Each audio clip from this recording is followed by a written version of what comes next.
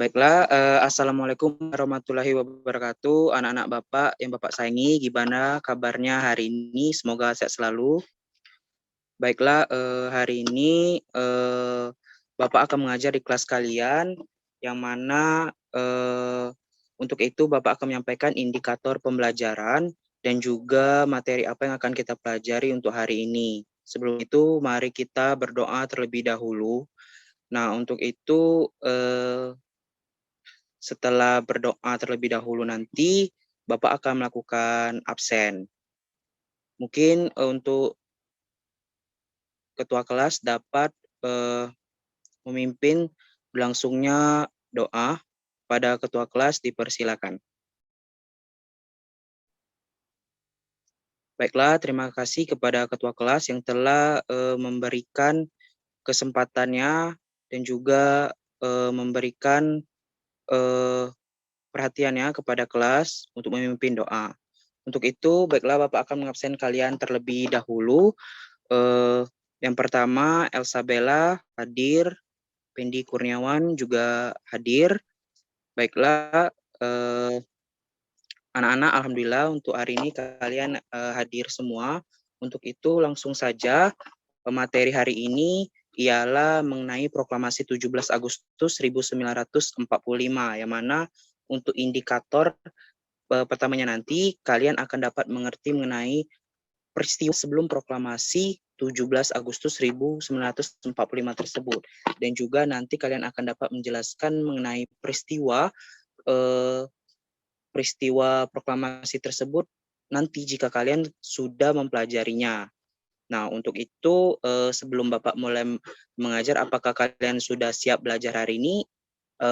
Hari ini siap semua kan?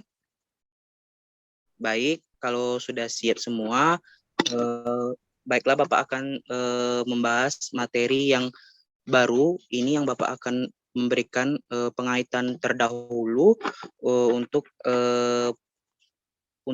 kita memulai pembelajaran pertama, yaitu Bapak akan mengaitkan dengan pembelajaran kita sebelumnya, itu mengenai perangkat kenegaraan, yang mana hubungannya dengan proklamasi kemerdekaan ini. Jadi untuk membuat suatu negara tersebut terhindar dari penjajahan lagi setelah dijajah, pastinya kita harus melakukan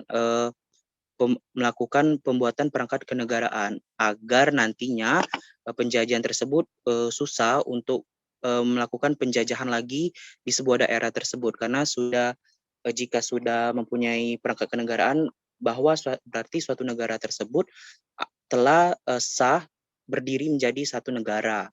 Dan juga jika proklamasi kemerdekaan tersebut terlaksana, otomatis negara tersebut berarti sudah mematapkan dirinya bahwa dirinya sudah memerdekakan negaranya tersebut. Jadi contohnya itu seperti negara kita, negara Indonesia. Nah, jadi untuk itu Bapak itu senang sekali jika kalian dapat memahami materi ini, dan juga orang tua kalian nanti pasti akan bangga terhadap kalian jika kalian memahami materi ini. Karena jika kalian memahami materi ini, berarti kalian itu mencintai bangsa kalian itu tersendiri pastinya. Nah, juga manfaatnya bagi kalian akan lebih menghargai para pahlawan pendahulu kita yang memperjuangkan kemerdekaan Indonesia, dan juga lebih menghargai hal apapun itu di keseharian setiap harinya dalam diri kalian pastinya. Nah, untuk itu baiklah, kita lanjut ke materi yang baru yang Bapak akan menjelaskan kepada kalian, itu mengenai proklamasi 17 Agustus 1945. Jadi untuk proklamasi 17 Agustus 1945 ini terdapat peristiwa-peristiwa penting pada saat menjelang proklamasi tersebut, seperti Jepang menyerah pada sekutu, lalu ada peristiwa Rengas Dengklok, dan juga Gerakan Pemuda pasca kekalahan Jepang. Nah, untuk yang pertama Bapak akan menjelaskan mengenai Jepang menyerah pada sekutu. Nah, pada saat Perang Dunia Kedua, pada saat itu Jepang merasa terdesak pada saat itu. Yang dimana pada tahun sekitaran 1945, Jepang saat itu merasa terdesak oleh sekutu, yang mana pada saat itu sekutu melakukan pengeboman 2 kali, yaitu pada tanggal 6 Agustus 1945 dan juga 9 Agustus 1945 yang mana mengakibatkan pada saat itu sekitaran 200 orang meninggal pada saat itu di Jepang, yang mana letak wilayah bom itu dijatuhkan yaitu ada di Nagasaki dan juga Hiroshima.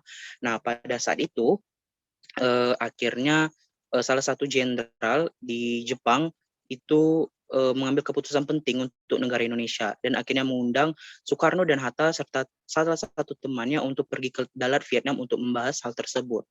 Lalu peristiwa yang penting satu lagi itu ialah peristiwa mengenai Gerakan Pemuda.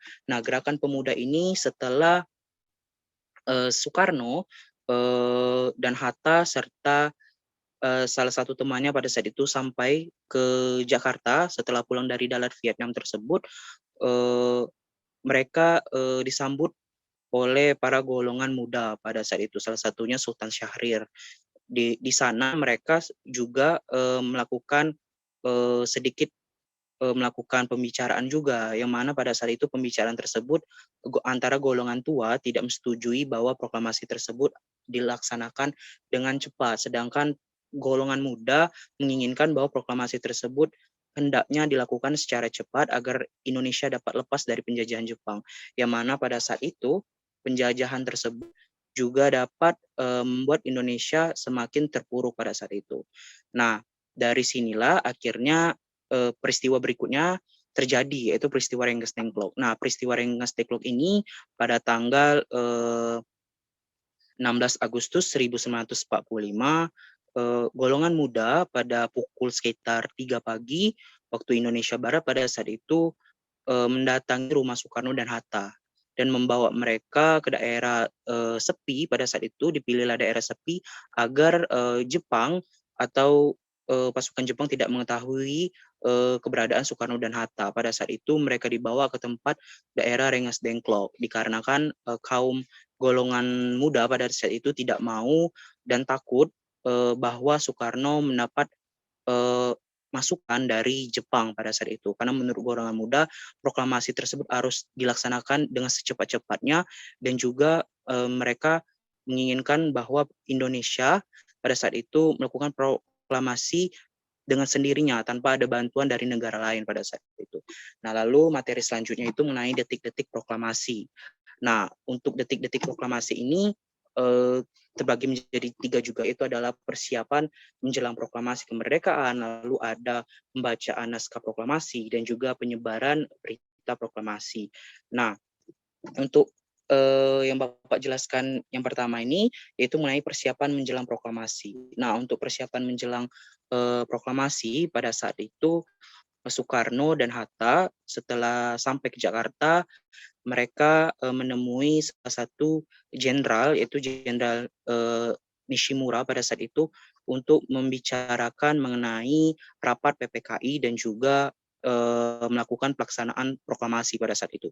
Tetapi ditolak mentah-mentah oleh Jenderal Nishimura sehingga pada saat itu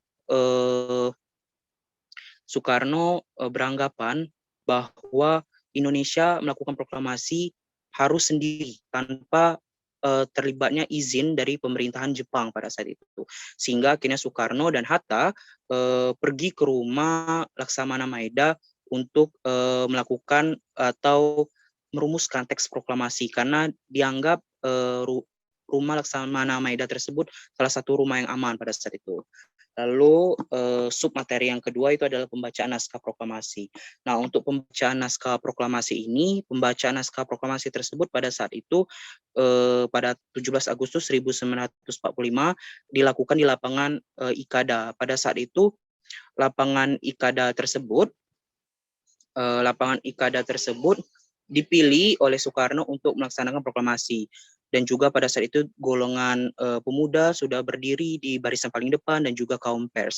Tetapi lapangan Ikada pada saat itu sudah digempur atau sudah dikelilingi oleh pasukan Jepang sehingga sampailah ke telinga Soekarno dan juga pejabat lainnya. Akhirnya mereka bermusyawarah di sana dan akhirnya pada saat itu mereka melakukan rapat langsung musyawarah di sana dan juga memutuskan untuk proklamasi kemerdekaan Indonesia dipindahkan pelaksanaannya di Rumah Soekarno, yaitu di Jalan Pengangsaan Jakarta nomor 56 pada saat itu. Sehingga pada saat itu pembacaan tersebut dilakukan atau dilaksanakan pukul 10.00, lalu untuk pelaksanaan pidato Soekarno untuk pertama kali pidato itu di pukul 10:10 pada saat itu. Lalu materi yang terakhir itu adalah penyebaran berita proklamasi. Nah, untuk penyebaran berita proklamasi ini sebenarnya berita proklamasi ini sudah disebarkan di Jawa dan sekitarnya dengan masyarakat juga, tetapi bukan hanya di Jawa saja disebarkan, juga di daerah-daerah seluruh Indonesia pada saat itu, yang dimana hal tersebut membuat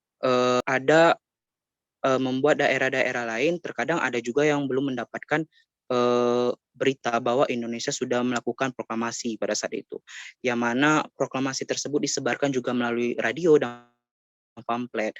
Nah, bahkan untuk karena sedang semangatnya pemuda pada saat itu di radio menyebarkan bahwa Indonesia merdeka dua jam sekali, sehingga pada saat itu dengar juga oleh pihak Jepang. Akhirnya Jepang mendatangi, baru 2 kali penyebaran pemberitahuan tersebut, akhirnya Jepang menutup tempat tersebut.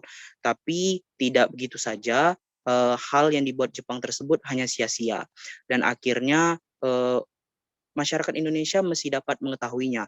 Tetapi emang sekitaran di Pulau Sumatera ataupun Pulau Sulawesi dan pulau lainnya selain Pulau Jawa, di luar Pulau Jawa itu mereka banyak juga yang ketinggalan mengenai pemberitahuan proklamasi tersebut. Seperti salah satunya di Pulau Sumatera, di Palembang pada saat itu mengetahui atau berita penyebaran proklamasi tersebut diketahui dari 3 sampai 5 hari sesudah Soekarno menyampaikan proklamasi kemerdekaan Indonesia. Nah, kira-kira dalam penjelasan Bapak tadi, bagian mana kira-kira yang kalian kurang paham? Baik, kalau paham semua, Bapak akan lanjut lagi untuk kalau begitu Bapak ingin kalian nanti untuk berdiskusi, membuat kelompok, dan juga nanti kelompok tersebut kalian membahas mengenai permasalahan materi yang Bapak jelaskan tadi. Nanti kelompok lainnya akan memberikan tanggapan atau masukan kepada kelompok tersebut. Nah, baiklah, mungkin akan Bapak beri waktu sedikit. Jadi apa sudah selesai? Untuk itu kelompok 1 silakan maju duluan. Baik, Pak. Baiklah, akhirnya semua kelompok sudah maju dan Bapak sudah mendengar penjelasan dan tanggapan dari masing-masing kelompok. Nah, untuk itu mengingat waktu kita, diskusi kita sudah mulai habis, sekarang Bapak ingin memberikan kesempatan kalian untuk bertanya mengenai hal apapun itu, mengenai materi ini yang sekiranya kalian kurang mengerti atau kurang memahami dari penjelasan Bapak tadi. Dipersilakan. Baik, Pak. Saya izin bertanya. Ya, silakan, Elsa. Mengenai persiapan menjelang proklamasi kemerdekaan, Pak. Saat itu kenapa proklamasi dilaksanakan di Rumah Soekarno? Kenapa tidak di lapangan Ikada saja, Pak? Baik, pertanyaan yang bagus. Jadi sudah Bapak jelaskan tadi di awal bahwasannya hal tersebut dikarenakan pada saat itu lapangan Ikada yang telah dipilih oleh Soekarno untuk menjadi tempat pelaksananya proklamasi itu sudah dikepung oleh Jepang. Jadi untuk menghindari gangguan dari Jepang, akhirnya dipindahkanlah ke Rumah Soekarno karena dianggap lebih aman pada saat itu. Kira-kira sudah jelas, Elsa? Iya, Pak. Baik, untuk itu Bapak akan menjelaskan lagi nanti materinya jika kalian ada yang kurang paham. Nah, sekarang Elsa sudah mengerti kan? Iya, Pak, sudah.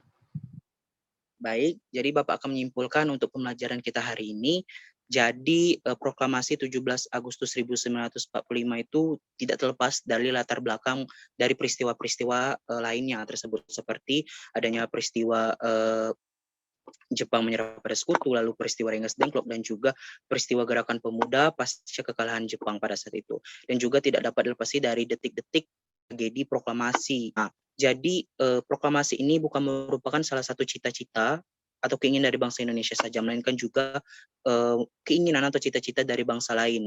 Mengingat pada saat itu bangsa lain sudah mempunyai HAM dan juga pada saat itu berdekatan juga dengan piagam PBB yang mana menganut peraturan bahwa suatu negara itu berhak untuk merdeka pada saat itu. Nah, jadi Bapak di sini juga sangat bangga dengan kelompok satu tadi karena sudah menjelaskan pemaparannya cukup baik dan juga semua teman kelompok satu tadi itu menjelaskan pemaparannya juga sangat aktif ya. Nanti oleh karena itu untuk kelompok satu akan Bapak berikan nilai yang baik nanti di akhir semester. Pendapat dari kelompok lain tadi juga sudah cukup baik.